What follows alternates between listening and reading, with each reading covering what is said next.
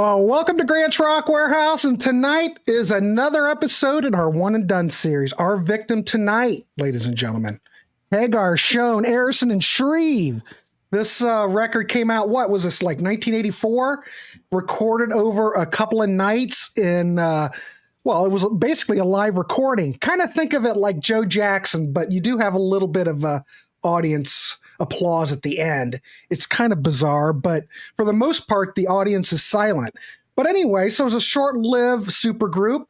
You've got Sammy Hagar, Neil Schon, obviously from Journey, Kenny Aaronson, who was in there with the props. Yes, Dust. We know the band Dust, and he played with a lot of different little people. Michael Shrieve, who played with Schon in Santana. So they put out one record. Just a short little project. From what I understand, someone could tell me if I'm wrong, but evidently, Neil needed to rip it a little bit, shred a little bit, and we get a lot of shredding on here. So Mr. Byron Boldt ought to be creaming himself because there's so much shredding. Not enough noodling to me. Not enough. But anyway, we're going to look at this record, and what we're going to do is get everybody's take. I want to hear from everybody in the comments section that's heard this record and have an idea. Don't give your rating yet. So we're going to take everybody's rating out of 10.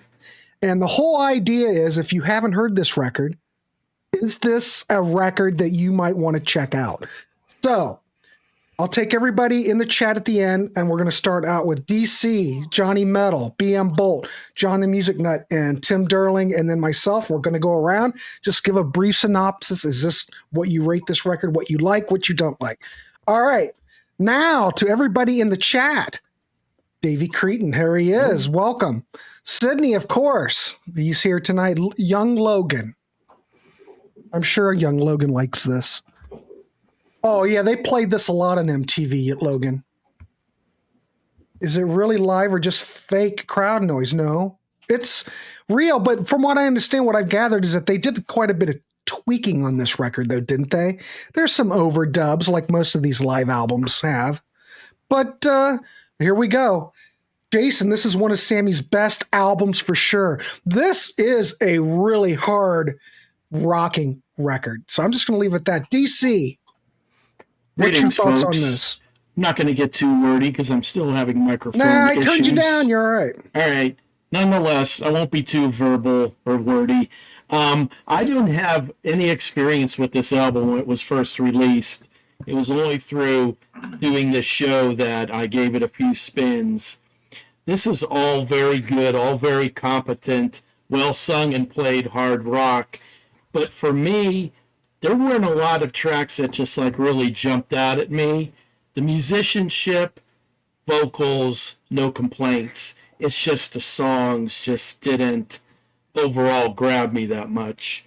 One of them that did was the song Animation. And it starts so different, it's got this off-kilter rhythm.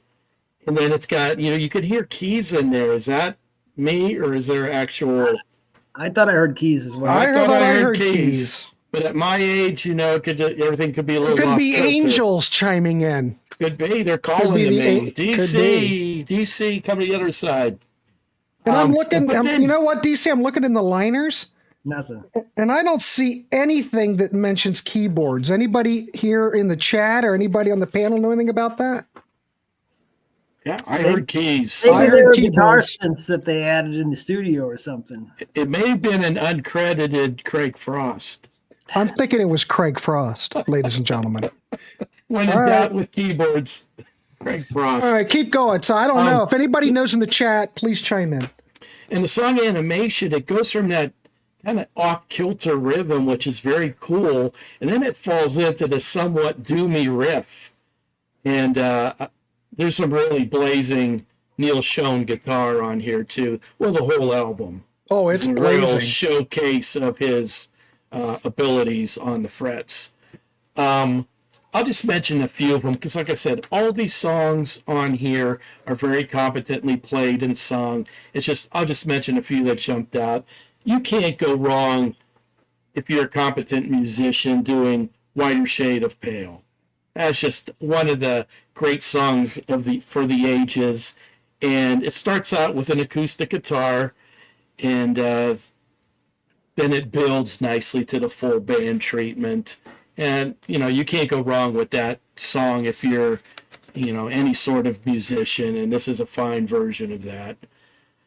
The last song is it's Real Meat and Potatoes Rock, my hometown, and it sounds like a Van Halen tune to me. Not too surprising as Sammy's doing the vocals here, but the approach when I heard it says, oh, this sounds very Van Halen to me. And when I was listening on YouTube, the album I was listening to had like 6 bonus tracks. Now on the CD, I'm sure, did they have another version where they included those extra tracks? There are other That tracks was the video that were aired, originally. but Yeah, as it's far like as I Moving know, In for the Kill, Tough Enough, yeah. Through the Eyes of Love, Hope and Fear, Since You Came, and What Will Never Be. It's a little surprising to me. It's almost a full album. So what are these But the bonus extra tracks? What are these bonus tracks, Tim? Songs that I they have did. no idea. They sound live, so it's probably part Here's of the the deal. concert. Okay. When this came out in '84, there was an MTV concert. Came out right around the same time. I remember I was at a party and it was playing, and I was like, and I think I had the album already, and I'm like, what are the hell these songs they're playing? There were like 6 songs in the video that were not on the album. So that's what those were coming from. If you go onto YouTube, they're all out there. Mm-hmm.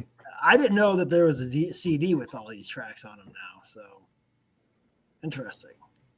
Yeah, like I said, I had to listen to this on YouTube as I don't have the CD, and I was surprised at how many bonus tracks there were, and I didn't know if it was on the actual release or if there was a backstory there. So thank you, Byron, for that info. Very competently played and vocal. Everything's fine, but it's just, other than those few songs, nothing really grabbed me. But I've only listened to it 3 times, so that's my wrap up. All right. So what would you give? Okay. I need your rating out of 10. I would 7.75. Well, 7.75 is not bad. It's all right. Yeah, it's a good album. It's just like I said, initially nothing's It could really be grabbing better. me. Okay. Excellent. All right. Balance there. Yeah. Well, that one track that you mentioned. Now, I remember back in the day that Animation, that was the track that they were playing on the radio back on QFM when I was a kid when it came out. That was the track they used to play all the time. Okay, yeah, that's my favorite track on the album. That's probably my favorite track because it's very unique. So, but yeah, I could see, but it doesn't sound very commercial either. But that's what surprises me, that it was played on FM 96. Yeah, it was. Interesting. Yeah. All right, cool. Thank you, BM. So we've got a 7.75. I'm going to send it over to Johnny Metal and get his metal take. Well, I'm going to be almost the complete opposite of what DC here has just said. All right. So I can remember I remember that MTV special, and I remember Whiter Shade of Pale was played quite a bit, and as a young teenager, I almost want to say that was my first time I actually heard the song. I don't think I had ever heard Procol Harum's version yet at this point. So that was probably the first time I actually heard the song. I was already a Journey fan, so I liked Frontiers. I liked Escape. Again, that was really all I knew of Journey. I heard some Sammy Hagar, so I think I'd heard like whatever the single was on 3 Lock Box, and the heavy metal song and stuff like that. But this album, I really kind of wanted to get it back in the day, and I don't know if I ever did, or I just never. It just took me a long time to finally get it. So when I finally came across a copy on vinyl at my local store not too long ago, I thought, well, I'll have to snatch it up. I started listening to it. I'm sorry for all y'all who like this album, but I just don't think it knows what it wanted to be. To me, it just sounds like such a hodgepodge of stuff thrown together. And I think if you take Neil Sean's lead playing out of this could have been played by practically any band that you could have thrown together. I don't think there wasn't very much there wasn't a whole lot unique aside from Neil Schon's lead playing. The Top of the Rock song to me sounds like and it's going to be higher than a 1, Logan. Top of the Rock, I mean, it sounds like what Hagar was doing, just a lot more rock, and probably sounds like it could have fit on VOA, probably just as good. Missing You sounded like an AOR type song that you kind of heard a lot back in those days. Animation, I was scratching my head with this one. Sorry guys, I'm just gonna say, to me, animation just it didn't know what it wanted to be. Well, I think that song's great. It was adventurous, yes. It just didn't make any sense to me because you have this weird offbeat and then it changes to something totally different. It was just way too all over the place for me to really get into it. Valley of the Kings, you kind of got this Zeppelin-like groove that I think Blue Murder would improve upon 5 years down the road when they would do a song called Valley of the Kings, and which then leads to that instrumental, which I thought was nice. When listening back to Whiter Shade of Pale, it's nice, but I think sometimes I like when guitar players go nuts at the end. Sometimes it works, sometimes it doesn't. With this one, it didn't really work. It didn't work for me a whole lot. She's Hot and Dirty, to me, again, another one that just sounds like typical Hagar lyrics. It just didn't sound. It sounded like a lot of stuff that was out back in the day. 5 minutes on the toilet with a notepad. Exactly. He Will Understand. I kind of thought that was actually a decent track. I kind of dug that. My Hometown. Yeah, like DC said, good meat and potatoes rock and roll. Like the live feel of it toward the end. I was really hoping for better once I started really listening to this album, and I just didn't get it. So just too much of a hodgepodge, too much of a. Just sounds like you could have thrown anybody together and they could have made this album. So I'm going to go a little lower on this one. I'm probably just going to give this a 5. Okay. All right, that's fine. Logan thinks you need medical attention, though. I've known that for a long time, Logan. You'll know. You'll find that out when we record. Of course, Logan's this 21. Everything works on him pretty well. So anybody, I'm watching the chat, and if you do give your rating, I'll get it. So you can rate it if you want. Normally I wait at the end, but that's all right. Sydney, Eric, the first 4 Hagar albums are my faves. Yeah, I love those records. It's very, well, you'll see. Tim and I talk about it tomorrow night on the Contrarians at 7:00. But those records are all over the place, a lot of different styles. They're a lot of fun. The thing you learn about Sammy Hagar is that he can sing anything you throw at him. Like this, Whiter Shade of Pale, you go on, Sydney said, well, I can't imagine Sammy Hagar singing that, but he does he can sing anything. To KKWW, Neil's lead playing is what makes this unique. The rest of the guitar playing, it could have been anybody playing it. It wouldn't have made much of a difference. But his lead playing is what makes it a little more standoutish to me. That's what I meant by that comment. So, just to clarify. Wonder what it would take. Wonder his take would be on Hardline. Maybe we'll do that next.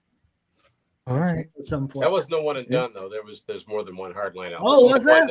There's only one that Neil's on, but there was a second one many years later. Well, we could look at the one that Neil was on. Yeah. They originally wanted Denny, yeah, and Tom Peter, yeah. Wow. Denny would have been awesome, but I don't. Michael Shreve's no slouch. But I at have least some thoughts about the rhythm section. But okay, but Michael Shreve's a great drummer. But I think he's underutilized on this record. It could be anybody playing the parts. He just looks a little like a deer in the headlights in the photo shoots, though. Yeah, I don't know. I don't know. That's just me. Okay, so anyway. John gave it a 5. All right, good. BM Boldt. I'm expecting a 3 from you, maybe. I'm not sure. Well, I bought this. I never know what these are going to do. I'm just throwing it out. I bought this when it first came out. I mean, it's one of the few albums I probably still own that I bought when it first came out. I mean, I've sold so much shit over the years, but yeah, and like I had mentioned, I don't know if I already had it. I probably already had it, but then I was at a party and it was a Saturday night and MTV was playing the concert, and I'm like, wow, this is cool. But like I said, there was a lot of songs. I was like, I don't know what this song even is, but so yeah, there's like 5 or 6 tracks that did make the album. I really think that Neil really goes crazy on this album. I think this is the heaviest album he's ever played on. I mean, I would probably. Not like he's played on a lot of real heavy albums, but this is the heaviest thing I think he's ever done. My other thought, and this might kind of go with a little bit what John was saying, I feel like maybe they wrote too many songs in too short of a time period here. Because, I mean, what is it, 15, 16 tracks total if you include all the other stuff. And maybe that was a little too much. Or maybe that's what DC was saying. I can't remember. But, you know, even if the songs aren't that great, I think Sammy sounds really good. And Neil's he's on fire on most of these tracks. I don't really pay much attention to drumming, but I actually thought that Michael sounded pretty good on some of this. I think maybe toward the end of the first side, there was some pretty cool stuff going on into side one. So let me talk about some of the tracks. So first track, Top of the Rock, it's a real simple, heavy riff that they just keep playing over and over. And even the chorus is just a variation on that riff. But I think it's still okay. And Neil's got a pretty nice solo on it. Sammy sounds good. Okay, so Missing You. That got airplay where I'm at. The Whiter Shade of Pale initially got airplay, especially on MTV. But I remember Missing You getting quite a bit of airplay. That's probably my favorite song on here. It's very accessible. I like that little intro riff. It's kind of a heavy, emotional ballad. I really like the bridge on it, though. It's just the bridge, the song just kind of takes off when it hits that bridge. I just love it. He's saying, turn your back and walk away. Don't, blah, blah, blah. I really like that part. So, yeah, that's my favorite song on here. I envision songs, the next 3 songs, Animation, Valley of the Kings, and Giza, is kind of a suite. You guys had mentioned Animation. It's kind of weird. It doesn't really seem to have it doesn't have a beat to it. The timing's just really strange. There's a lot of echo going on with the vocals and the guitar. Like I'd written down, maybe some keys, like DC had said. There's keyboards on here. There has to be. I think it's okay, but I really like Valley of the Kings. Like John was saying, yeah, it's got this kind of Zeppelin-y Eastern feel, maybe a little Kashmir-ish, little proggy. I really like that. Giza is really just a continuation of that with them just singing Giza. But, I thought that was all right. Side 2, Whiter Shade of Pale, like I said, that was the first thing I heard. I always liked it. It's a really different version than the original since there's really no keys on it. Nobody's better at taking a melodic solo and then kind of ripping a little bit after, mixing the melodic parts with the ripping than Neil is. I didn't really care for Hot and Dirty. I wrote down Grant like this. It's pretty good, but the lyrics feel like a Flo and Eddie Mother's track. Yeah. No, I wouldn't. Yeah. Yeah, I didn't really think that was that great. He Will Understand. I like the verses a little better than the chorus. My Hometown. That is heavy. Heaviest thing on here. Like I said, someone said, yeah, Bill Van Halen. It's got that feel, but it's really heavy. Very good track I wrote. I'm going to give it an 8. All right. Well, nothing wrong with 8. It's just the bonus tracks. I really don't think there's 1 or 2 that are decent. Some of them aren't that great at all, and I can see why they didn't make the album. But a couple of them are right. So, yeah, going with an 8. Michael has a good point. Would the album have done better if it had better name or branding? I don't have any problem with the album artwork, but I mean, it's not very recognizable. Who knows, who HSAS is? I don't know. You might have a point. Maybe that had something to do with it. I don't know. It's a lot to say, HSAS. It's not very catchy. But okay. So, everybody in the chat, if you know this record, I've got Gary's and Ken's and blah, blah, blah. If you know this record and can give me a rating out of 10, go ahead. I'll keep track and I'll add it to the tally. All right. Thank you, BM Boldt. Excellent. Let's throw it over to John, the Music Nut. John, what's your thoughts on this record? Okay. Oh, no. When he goes okay, I always worry. I love this record. Oh, good. All right, cool. This record for over 30 years. In my opinion, okay, just a caveat. Tim Derling and I talked about this record on a Contrarians 2 years ago. It was like a dark horse album, but it was more like a dark horse artist because they only made one album. So if I repeat anything, sorry, okay? But I know I said this on the episode on the Contrarians. This is the best thing Sammy Hagar's ever done, in my opinion. I think Top of the Rock is the best rock song that Sammy Hagar's ever done. I knocked my mic out of whack. I would take this over. I love Montrose's self-titled debut. I love For Unlawful. I love For Unlawful Carnage by Van Halen. I love VOA. I love Three Lock Box. I love Standing Hampton. I like this more than all of those. And I've heard a lot of the later stuff that Sammy did after he left Van Halen. I think this kicks ass and takes names. I think this is a kick-ass record. Look at that. Logan Collins, John, is music genius. Thank you, Logan. Fantastic album, in my opinion. Maybe not a fantastic album, but it's a great album. Top of the Rock was played a lot on Rock 107, My Way, and NEPA out of Scranton, Pennsylvania, WEZX. I heard this song and it just kicked my ass. And I remember it being on MTV, and I remember that concert being on MTV. I only recall watching it once, and I don't remember it all the way through. And as Eric was telling me in some comments, that there's a lot of footage of it out on YouTube. Yeah. We'll go through tracks chronologically here. Missing You, we didn't hear it on Rock 107, our AOR station here in Pennsylvania. But I'm going to echo Byron's sentiments. This bridge is amazing. A bridge to die for. This is a fantastic track. Before I go further, I always say Neil Schon is one of those guitar players where you could sing his solos. He says, I'm going to have some fun. I'm going to be a guitar hero. And it works like a charm. Now, Kenny Aaronson and Michael Shrieve. Kenny Aaronson's played with everybody. Kenny Aaronson is still out there. Byron, you mentioned Flo and Eddie before. Well, Flo and Eddie are still doing the Happy Together tour every summer. Well, in that band that backs all those artists, Kenny Aaronson's playing bass. There you go.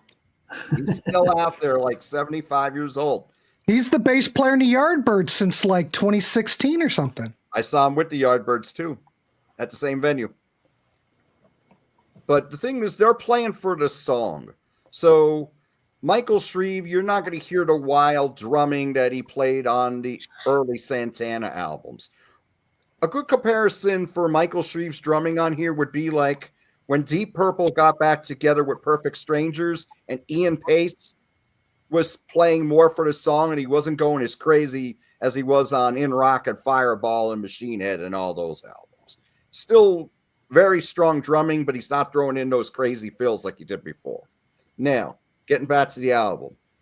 Animation, fantastic. Fantastic. Sense of drama on here is spectacular. When Kenny and Neil are doubling up on that riff. It is excellent.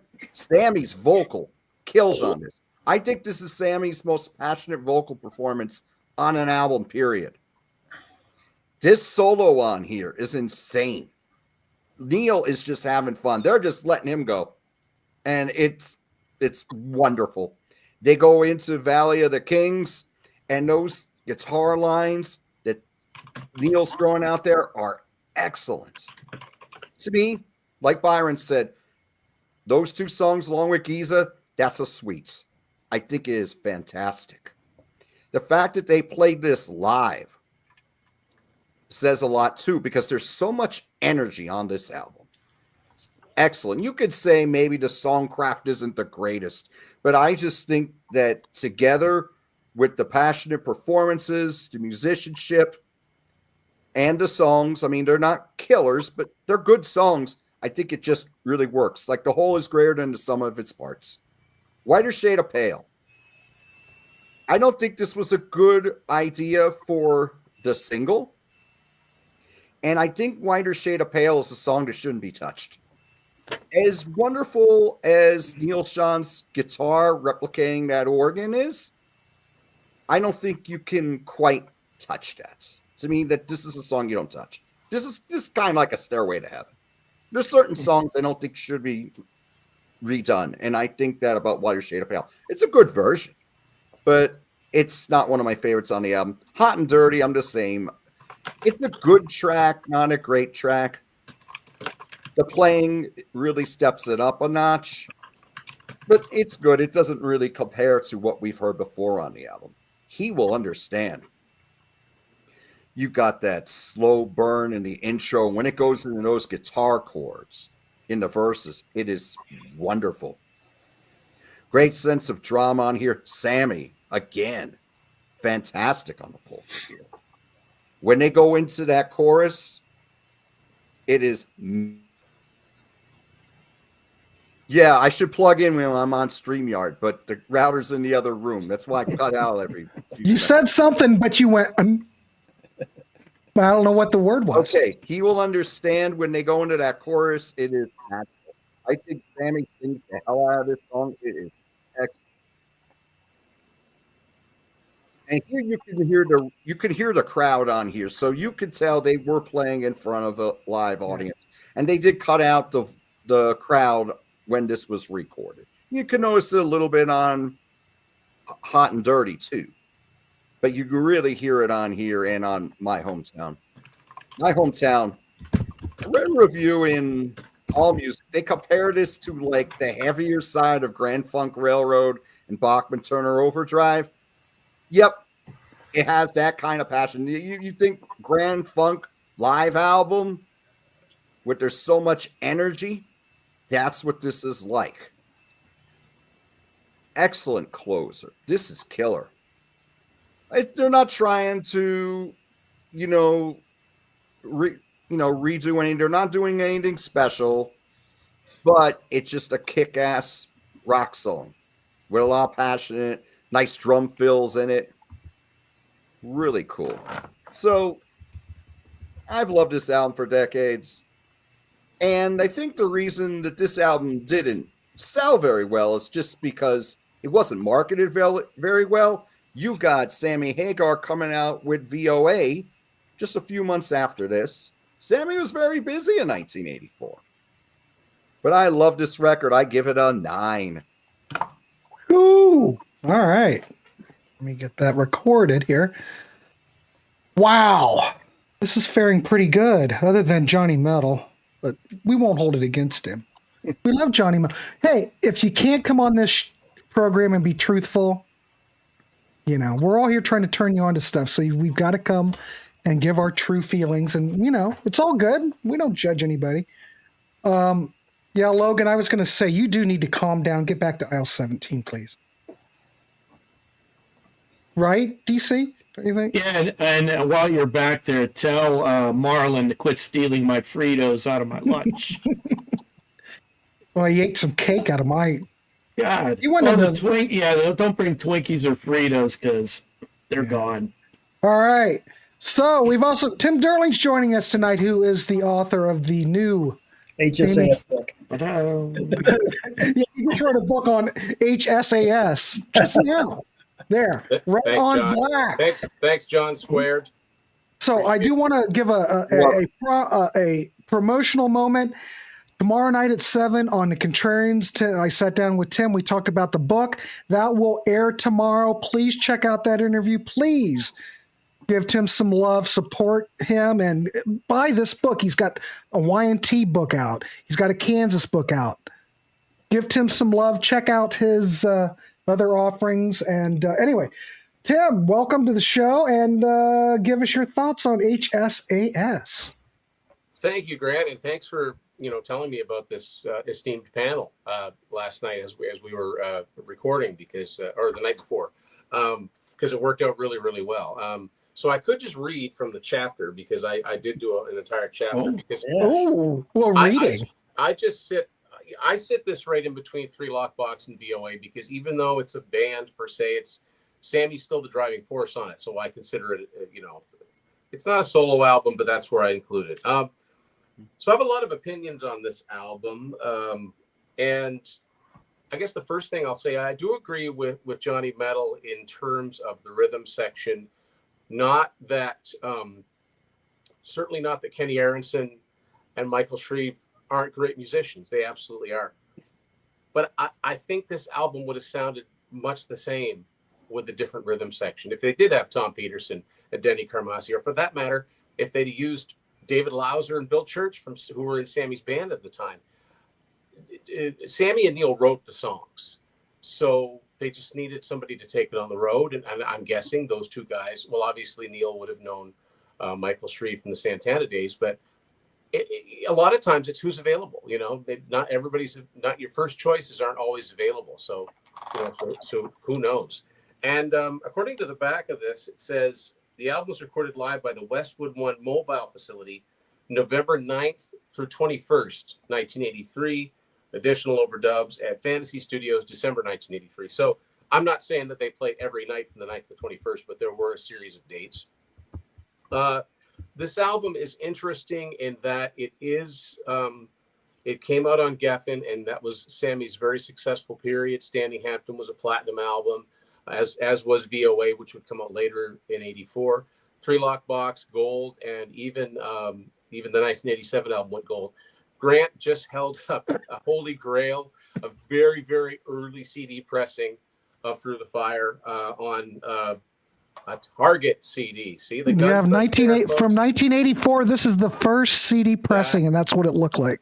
So there's only 2 Hagar albums that are in Target CDs, that one and VOA. And I feel bad about not owning that particular CD, but I do have this, so I don't feel quite so bad. This is a Columbia House 8-track of Through the Fire. But anyway, as to why it's so obscure and wasn't, people are like, well, why didn't we, why wasn't this album successful? Why didn't we know about it? I think it's very simple. Sammy was just starting to be a successful artist on Geffen at this point. And it's like, what are you doing? Like, what is this? What are you doing this little diversion for? We want you to put out another record.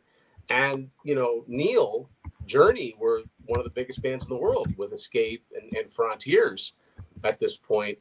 There's no way that Columbia Records, and I say that I mentioned this in the book, there's no way Columbia and Herbie Herbert, Journey's manager, were going to let their star guitar player moonlight with Sammy over on Geffen for too long. So I think the deal was, yeah, you can do the album. We're not going to promote it much.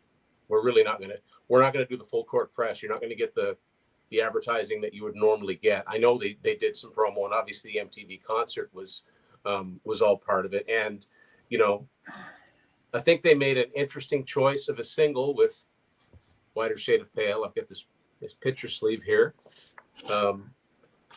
Because, so what do I say? I called it an interesting choice. It doesn't mean I don't like it, but what I say about Whiter Shade of Pale, what audience did Geffen think would, number one, recognize the song, and number two, like hard rock at the same time? I'm saying in 1984. You know what I mean? Like this Mhm. this was an oldie. You know, we're talking. It's all old now, right? But I do think that they do a nice version of it. They go the full power ballad treatment on it. I think Sammy sounds great on it. I love Neil reproducing the organ melody on guitar, and I love those little trills that he does. It is a pretty timeless song in its original version, so it doesn't fit with the rest of the material. It is a hodgepodge of material. Absolutely. It's all over the place, you know. That's one of the things I like about it, but it's also, I think, one of the things that kept it out of, you know, it didn't chart very high, didn't certify, it was deleted, it was out of print, hard to find for many, many years. I didn't find it on, I found the cassette in like 93 was the first time I had a chance to hear it. I'd heard of it. So it starts off, Top of the Rock is one of the best Sammy rock anthems. To me, that's right up there with There's Only One Way to Rock and Heavy Metal. It might even be better than both of those. It's got so much attitude. I love the riff is simple sounding, but it's not simple. There's some really complicated voicings, and it's like that's Neil Schon. I mean, he never plays your standard power chords. And I can tell listening to this album, he really, really relished the chance to shred like he could never do with Journey. Like he'd have to pick his spots. I'm a big Journey fan too, but he really had to pick his spots in Journey. But with this, it's like go nuts, and he goes nuts. Now, Sammy has said that he already had I Can't Drive 55, but he saved it. He says in his autobiography, he said, I wasn't being cagey. This is for me. So, you know, he saved that wisely, I think, because it would have been buried on this record. Well, I think he should have said to Neil, look, let's save Missing You for the next record, because I think this could be a hit. That could have been a huge hit single. It's catchy, it's melodic, it rocks. One of the things I really like about it, there are parts of it that remind me of one of my favorite Journey songs, which is Ask the Lonely. I get some of that vibe going on. Sammy sings it fantastic. I mean, it's very commercial. He could have had a top 20 single with that on Billboard if they'd have saved that for one of his albums proper. As it stands, it's a great song, and I think it charted on mainstream rock, but it totally went to waste on this album. But it's good to hear. And then you've got, you know, animation. It's got that stuttering. It's really cool. But animation, Giza, and Valley of the Kings. It's all sort of a suite, you know. And when I first had the cassette, I didn't know where one track ended and the other began. It wasn't until I got the CD till I realized where they, you know, where it goes like that. But so then you have Whiter Shade of Pale, which again is an interesting choice of a single. I think it's well done, but it doesn't fit. Hot and Dirty, I like. It's typical Sammy, you know, but it's got that rock candy kind of feel. Actually, kind of reminds me of Dirty Girl by Y&T, so I'm all about that. Something I thought the same thing. It's got that feel to it. He Will Understand. I hear more Journey, especially in Neil's chords, and those. Like I love those chord changes in there. That's very Neil. You know, the only thing really it is missing is keyboards, but that's a very melodic song. And My Hometown just absolutely rocks. And it is heavy. It's like down, like it does. I don't know if I hear Van Halen so much. I actually hear Van Halen in Hot and Dirty too, because to me, that's like Black and Blue. Like that's. You know, that's one of his, you know, songs like that. But it's uneven as far as the pacing goes. It's very interesting. It's an interesting little diversion that Sammy did. What I like about it is it didn't take time away, because, I mean, his solo career was on the rise. So I think that Geffen and Ed Loeffler and everybody involved in his career would have said, okay, go do it, but don't take a lot of time, because we need another album with your name on it, because, you know, you're on the rise, and they were right.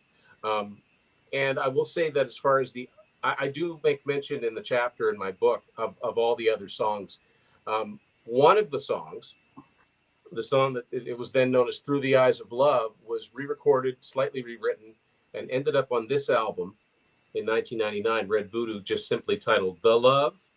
And I didn't know that at the time. I did notice that when this first came out, that Neil Schon has a songwriting credit, but I didn't know why. So that song dates back, dates back to this period. So what do I think of this album? I like it more than when I first heard it. When I first heard it, mainly I liked the first 2 tracks, and that was about it. I didn't really give the other tracks much time. But obviously, when I had to, write a book about all of these albums, I had to really seriously give them a good listen. And in doing so, I've come to appreciate this album for its place in time. I don't know what I would have thought of it when it came out. I think I would have been a little confused. And another thing that I do mention is no matter how you slice it, there's nothing catchy about HSAS. It's a mouthful. There's nothing catchy about the full name. It's Martin Popoff said it's like a legal firm. They did come up with a cool logo, but there's nothing catchy about HSAS. It just kind of sits there. And anyway, I think it's a kind of a cool little, it almost looks like a sports car emblem, which would make perfect sense. But I'm going to give it a big solid 8, like a strong 8. That's my rating. All right. Excellent.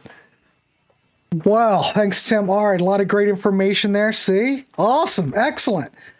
So, what's my thoughts on the record? Well, I've been listening to this record all day, and I hadn't really listened to it since it came out. Immediately, it took me back to another era. And as everyone's saying, top of the rock, heavy, great riffs, top-notch vocals from Sammy. I have no problem. Missing You should have been the 45. It's very commercial. Not really very commercial, but the most commercial thing on it. Animation, that is my favorite track. I love it because it just seems like the band got together. Hagar and Schon wrote some songs. They're not taking themselves too seriously. They just want to play. They just want to rock out. Let's just put something down on vinyl and enjoy it. That's the way I hear it. It just sounds very intimate. It sounds very spontaneous. They're not taking themselves seriously. The high points on the record are every Sammy Hagar vocal. Freaking, he kills it every time. Now, Shrieve and Aaronson, they're holding down the back end. We're playing hard rock. You're not playing Rush. So it's got to be very basic. I don't have a problem with that. Now, I have a little bit of a problem with Neil Schon. Now, the problem is that most of these songs, he is not. Yes, Neil Schon's a great guitar player. He knows exactly what to do on a Journey song. He knows exactly how to frame the solo. He's kind of like Ace Frehley. He knows how to begin the solo.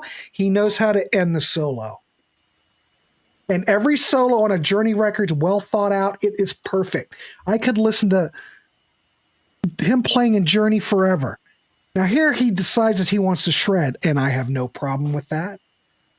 Neil Schon's a very soulful player. Now these leads have no soul whatsoever. It's just a bunch of notes. And Byron Boldt's probably having a meltdown, but there's no soul to it. It's just him going, I can go faster, I can go faster, I can go faster. And he feels like he's going so fast and he's not going along with the track.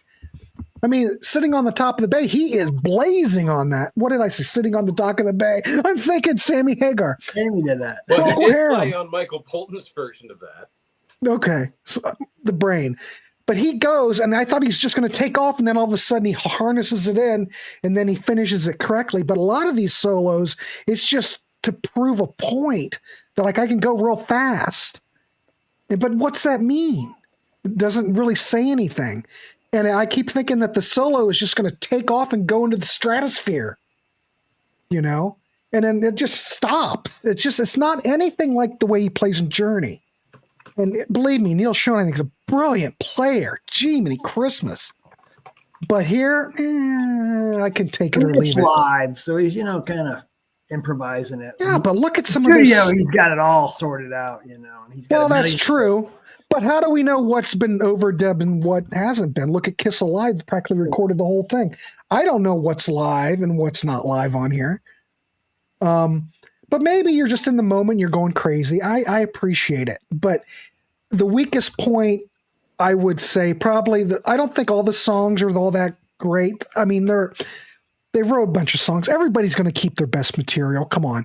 You're going to tell me that Neil's not going to keep the best stuff for Journey. But Top of the Rock, I think side 1 is where everything really shines. But I don't have a problem with the production. It sounds 80s. It sounds like it was recorded in an auditorium or an event. Obviously it's in a large venue. It sounds like that, which is fine. What would I rate it out of 10? I like the record. The album, the more you play it, the more it grows on you. It's not a record that you listen to and immediately grab onto. But me playing it all day over and over again, I'm going, yeah, this album pretty much kicks some ass. So I like it. It's the heaviest thing that I know that Sammy's done. It's the heaviest thing I know Neil's ever done. It's the heaviest thing any of these guys have ever done. Would I recommend it? Yes. I mean, I'm not a guy that really is into shredding, okay? I like more of a melodic player like David Gilmour, Neil Schon, and Journey. Yeah, I can appreciate you play a bunch of notes like Yngwie, whatever. It's kind of like musical masturbation. But it kind of, come on, isn't it?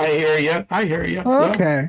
It just doesn't say anything. I like melodic players better than how fast you can play. Yeah. I'm not saying I don't appreciate riffing or noodling, but like Logan says, I'm kind of more of a Flock of Seagulls kind of guy.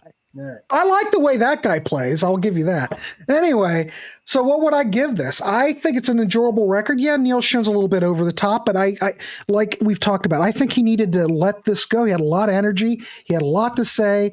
He probably had too much to say, and he could have reined it back just a bit. But I'm not going to, it's fine. I would probably give this, I'd give this a strong 7.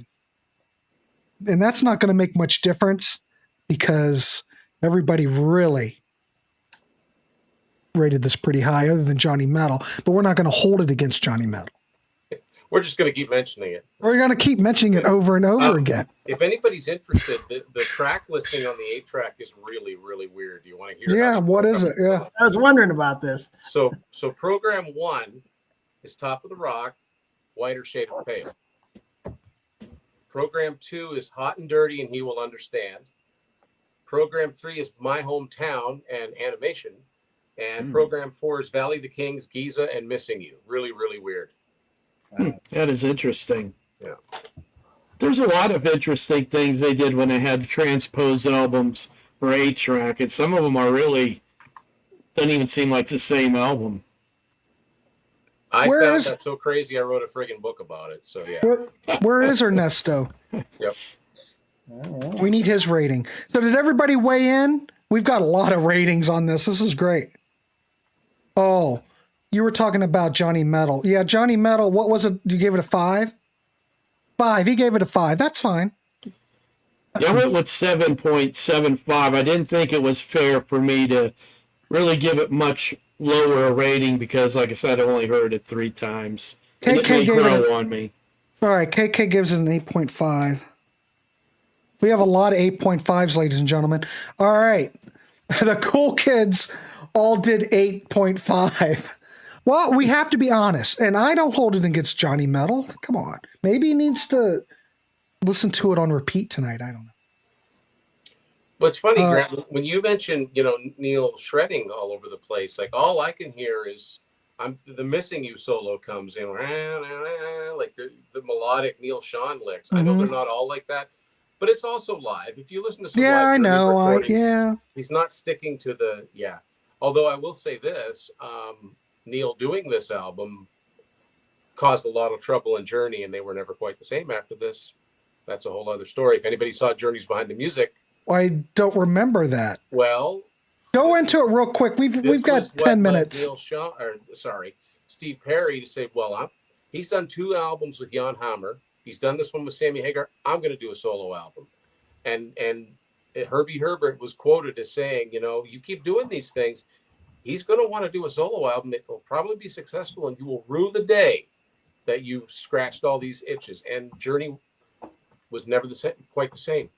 They never were, So I've always had this. I've always kind of had it in for side projects, and that's why it usually takes people away from their, you know, their main gig. But Well, look at Byron.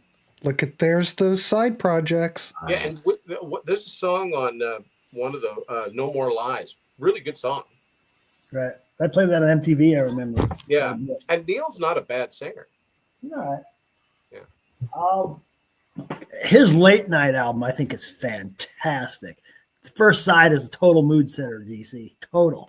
I will note that. Oh, And Because, you know, DC likes makeout music, so Yeah, he's got to have the proper mood. I will With note Mrs. that DC. and possibly put that into practice. BM Bolt represent. Yo, yo, yo. It's got another album where it's all cover tracks, tunes of like chick tracks, chick songs. So anybody heard that? I can't remember the name. Yeah, of it. it's an old voice. Yeah, I think it's Where that. he plays the vocal melodies on guitar. I mean, Yeah, Neil's like a melodic genius with stuff like that. But I used to put Oh. that album on when I was trying to get the mood set too. Oh my god, it worked every time. Yeah, Ken, It has Ken, the BM Bolt sign of approval. we're working on a Christian metal rock show, Johnny Metal. That's in the works. Oh my gosh. Yeah. That Did must you be- want to? that- Did you that- want to partake in that? That must be a sign Jesus is coming, which I'll take any day. Yeah, I'll be happy to join on Well, that. it's been coming up in the chat, and people want us to do it, so we'll have to Wow, formulate. if you really want me to bore you to death, sure. Well, it's in the formation. It's in the formation, so it's been asked for. As long as we can do the one and done on the Lowell George solo album. We can do one and done on Lil George. That'd be actually is a good one. No, you don't like that record? Is I that haven't. you? Sorry. No, I I've like got it. it on CD. I have it on vinyl. We could do that. So anyway, so let's see what we've got. So we've tallied we got a lot of ratings. We're coming up with a 7.89. So I'd say, hey, go get it. If you haven't heard this record, by all means, pick this up if you can get it. I never find it anywhere. It's probably on. Well, you can get it on Discogs. I don't even know if it's in. No, I do think it's in print. Probably on streaming services. well, hang on a second. Let's let me just look real quick. Yeah, Ken White leading the charge. So yeah, I'll work on getting that together. Temporarily out of stock. Well, yeah, it looks like Just because of this show. Yeah. Try to find, folks, if It's you like a haven't got blip. it and you want to get it, try and find that Target CD that Grant held up, because those Yeah. are really cool. I don't even have one of those Target CDs, but There you go. Let's show it again. yeah. I looked on Discogs. They didn't have any for sales. Look Not how a- it not glimmers a in the ballad. light. Look at it glimmering. Look at it. Look at it. Yeah. All right. Cool. All right, everybody, let's wrap this up. We went 53 minutes. We've heard from everybody in the chat. I want to thank everybody for tuning in tonight. And I love the one and done shows because I like to keep everybody included and we all can talk music together. So I want to thank DC, Johnny Metal, BM, John the Music Nut, and Tim Derling. And what's next in the one and done? Probably Lowell George. Let's do Lowell George. No, I'm being serious. I'll do that. Who's talking Lowell George? Yeah, Nobody. mark it down. Mark it down. Music with a message, and there's nothing wrong with that. Ken White. Look at that. Well, hey, we're going to venture down that road. But we have to come up with, I'll talk with Johnny Metal and come up with something. We have to decide. I have to meet the meeting of the minds. All right, so tomorrow, real quick. 7 p.m., Contrarians. Tim Derling's talking about his new book. Hold it up, Tim Derling. There you go. Red on black. Look, everybody. Mine came today. I ordered it, and it's sitting on the porch. So the new book by Tim Derling. Go check it out. We had a fun discussion. We talk a lot of Sammy. So check it out tomorrow. I'll be in the chat, everybody. Just hang out. It's Friday night. What else are we going to do? All right, everybody. Have a good weekend. Have a good week. Sunday on the listening party, DC will be back and we will be doing all Ohio bands. So we'll be there at 8 p.m. We'll go 2 hours.